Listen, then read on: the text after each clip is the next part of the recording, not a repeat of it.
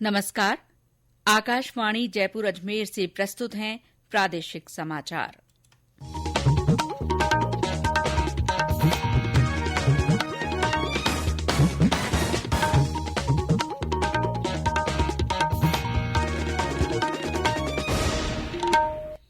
मुख्य समाचार।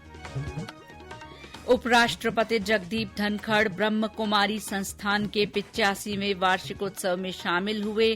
कहा, भारत विश्व गुरु अवश्य बनेगा। भारतीय मूल के ऋषि सुनक यूनाइटेड किंगडम के नए प्रधानमंत्री बन गए हैं।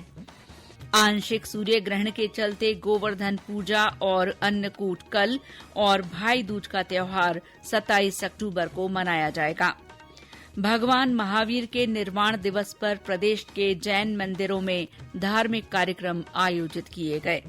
और स्वच्छ भारत अभियान 2.0 के तहत आकाशवाणी जयपुर के कार्यकलापों का निरीक्षण किया गया।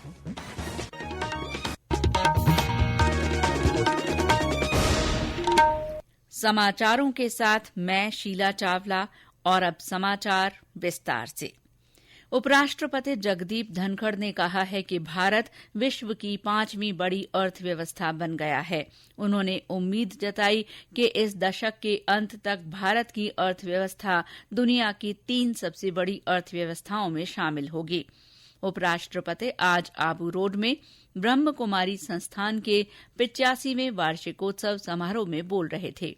श्री धनखड़ ने कहा कि देश आज जिस गति से आगे बढ़ रहा है, इसमें कोई शंका नहीं है कि भारत विश्व गुरु जरूर बनेगा। भारत विश्व गुरु था। हमारी शैक्षणिक संस्थाओं ने दुनिया का मार्ग प्रशस्त किया है। नाम अनेक हैं, नालंदा का ले लो, अनेक नाम ले लो। आज के दिन भी जो कुछ देश में हो रहा है, जिस स्तर पर हो रहा है, जिसकी कल्पना नहीं की पर जिसका सपना हम सब ने सजोया था, कोई शंका नहीं है। We are on march to becoming world guru. उन्होंने मीडिया से आग्रह किया कि भारत के नवनिर्माण का उत्सव मनाए। उपराष्ट्रपति ने कहा कि भारत ने दुनिया की हमेशा सेवा की है और आज भी दुनिया को कुछ देने के भाव से देश में विभिन्न आध्यात्मिक संस्थाएं काम कर रही हैं। श्री धनखड़ ने कहा कि हमारे प्रधानमंत्री ने 18 करोड़ परिवारों को मुफ्त गैस कनेक्शन दिए हैं। ब्रह्म कुमारी संस्थान में आयोजित कार्यक्रम में शिरकत करने के बाद उपराष्ट्रपति माउंट आबू के लिए रवाना हो गए, जहां उन्होंने देलवाड़ा जैन मंदिर का अवलोकन किया।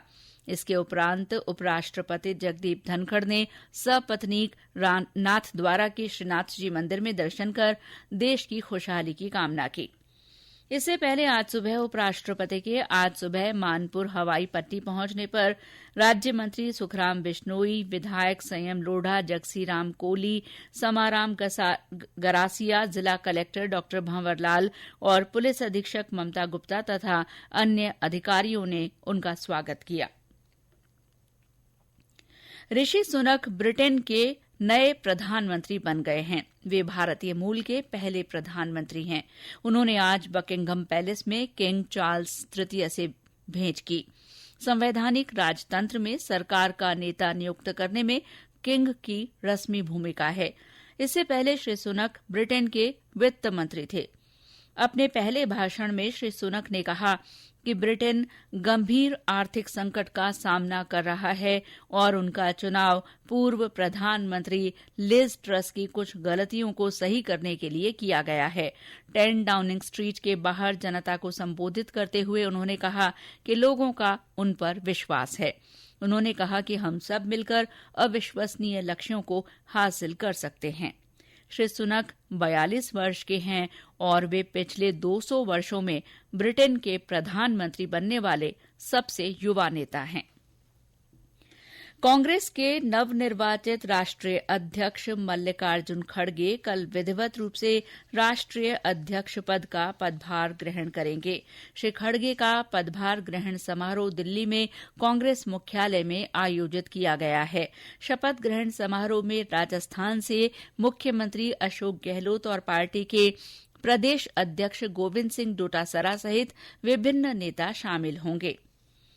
अरुणाचल प्रदेश में हेलीकॉप्टर हादसे में शहीद हुए उदयपुर जिले के मेजर मुस्तफा जकीउद्दीन बोहरा के लिए आज उदयपुर में सर्वधर्म प्रार्थना सभा का आयोजन किया गया। इसमें सभी धर्मों के लोग और जनप्रतिनिधि उपस्थित रहे। इस दौरान जनप्रतिनिधियों ने मेजर मुस्तफा के बलिदान को याद किया और उनके साहस की सराहना की। ये समाचार आकाशवाणी जयपुर अजमेर से प्रसारित किए जा रहे हैं। आज आंशिक सूर्य ग्रहण हुआ। भारत में सूर्य ग्रहण अपराह्न से शुरू हुआ, लेकिन इसका अंत सूर्यास्त के बाद होने के कारण देखा नहीं जा सका। जयपुर में ग्रहण 4:32 से शुरू हुआ। जयपुर में ग्रहण को सूर्यास्त के समय तक 1 घंटा 19 मिनट के करीब देखा गया। इसी तरह माउंट आबू में सूर्य ग्रहण 4:34 पर और उदयपुर में 4:35 से शुरू हुआ। प्रदेश में विभिन्न स्थानों पर सूर्य ग्रहण लोगों को दिखाने के लिए विशेष व्यवस्था की गई। चूरू और हनुमानगढ़ में लोगों में सूर्य ग्रहण देखने के प्रति उत्साह रहा। अलवर के किशनगढ़ बास में विशेष चश्मों के जरिए चौराहों पर लोगों को सूर्य ग्रहण दिखाया गया। किशनगढ़ बास के राजकीय उच्च माध्यमिक विद्यालय शेखपुर के प्रधानाचार्य राकेश मुखीजा ने बताया कि इस दौरान सूर्य ग्रहण के बारे में लोगों की भ्रांतियों को दूर करने का प्रयास किया गया। वैज्ञानिक दृष्टिकोण विकसित करने का ही उपाय है कि इस समय चंद्रमा सूर्य और पृथ्वी के बीच में आ जाता है और ये तीनों सरल रेखा में होते हैं, इससे सूर्य ग्रहण होता है। फिर भी चूंकि इससे हानिकारक रेडिएशन निकलती है इस समय अल्ट्रावायलेट, तो कहीं आंखों को नुकसान ना हो जाए, इसलिए ये सुरक्षित ही है कि भाई या तो देखें ही या सुरक्षित तरीके से देखें। आंशिक सूर्य ग्रहण के कारण आज लोगों ने पवित्र सरोवरों में स्नान किया और दान पुण्य किया। अजमेर के पुष्कर तीर्थ, जयपुर के गलता, बीकानेर के श्रीकोलायत और डूंगरपुर के बेणेश्वर धाम सहित अन्य पवित्र सरोवरों में तड़के से ही बड़ी संख्या में लोगों ने स्नान किया। सूर्य ग्रहण के कारण आज मंदिरों के पट बंद रहे। इस बार सूर्य ग्रहण की वजह से गोवर्धन पूजा और अन्नकूट महोत्सव कल मनाए जाएंगे और भाई दूज का त्योहार 27 अक्टूबर को मनाया जाएगा। उधर नाथद्वारा के श्रीनाथ जी मंदिर में अन्नकूट महोत्सव 2 नवंबर को आयोजित किया जाएगा। राज्यपाल कलराज मिश्र से आज विभिन्न गणमान्य व्यक्तियों ने मुलाकात कर उन्हें दीपावली की शुभकामनाएं दी। इनमें Rajasthan chamber of commerce and industry के महासचिव केएल जैन, इंडियन ऑयल के राजस्थान प्रमुख आलोक पांडा, प्रख्यात गजल गायक अहमद हुसैन मोहम्मद हुसैन शामिल हैं। उधर सरहदी जिले बाड़मेर की पाकिस्तान से लगती अंतर्राष्ट्रीय सीमा पर आज बीएसएफ के जवानों और पाक रेंजर्स ने दीपावली के अवसर पर मिठाइयों का आदान प्रदान किया। प्रदेश में आज जैन धर्मावलंबियों ने भगवान महावीर का निर्वाण दिवस मनाया। जैन मंदिरों में भगवान महावीर का अभिषेक किया गया। मंदिरों में विभिन्न धार्मिक कार्यक्रम भी हुए। जैन श्रद्धालुओं ने मंदिरों में निर्वाण का लड्डू चढ़ाया।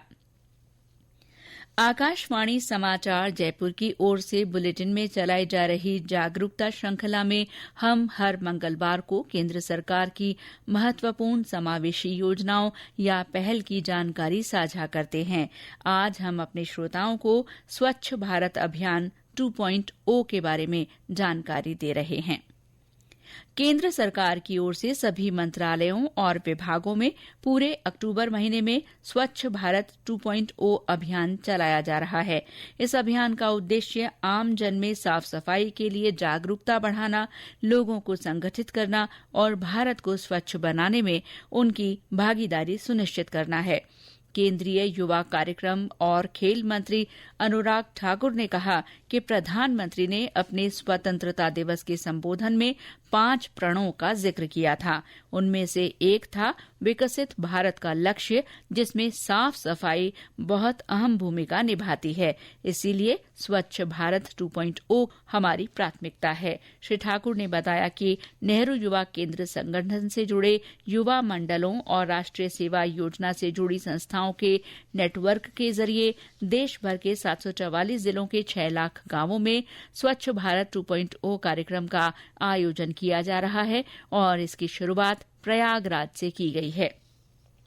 उन्होंने बताया कि इस साल युवा कार्यक्रम विभाग ने 1 करोड़ किलो प्लास्टिक कचरे को इकट्ठा करने और निपटाने का लक्ष्य रखा है। श्री ठाकुर ने दिल्ली के चांदनी चौक इलाके से पिछले सप्ताह इसी अभियान के तहत विशाल स्वच्छता अभियान शुरू किया।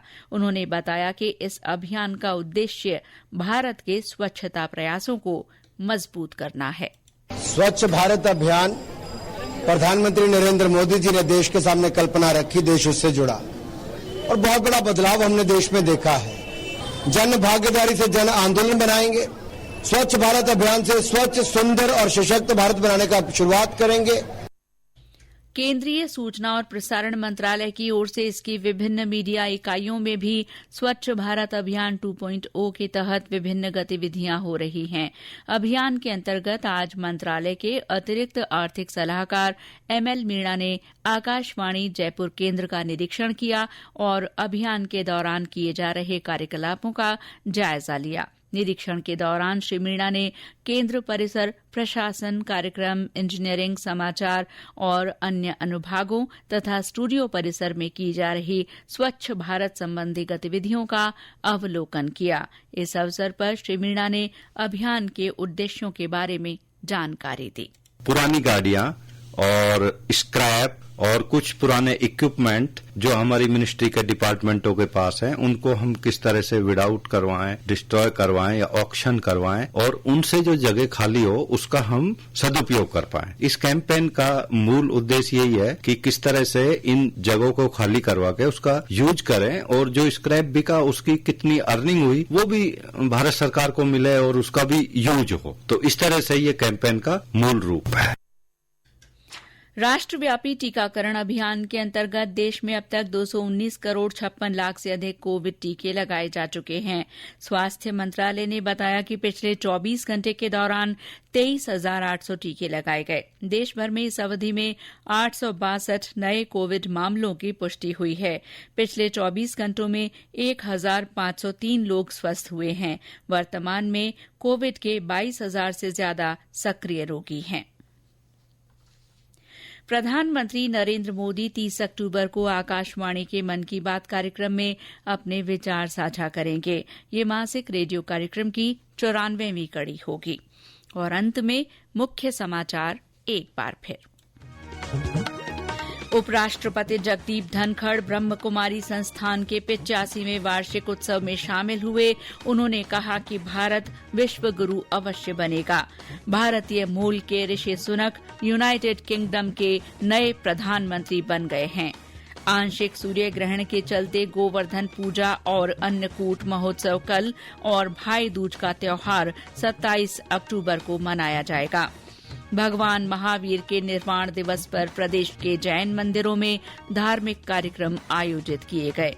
और स्वच्छ भारत अभियान 2.0 के तहत आकाशवाणी जयपुर के कार्यकलापों का निरीक्षण किया गया।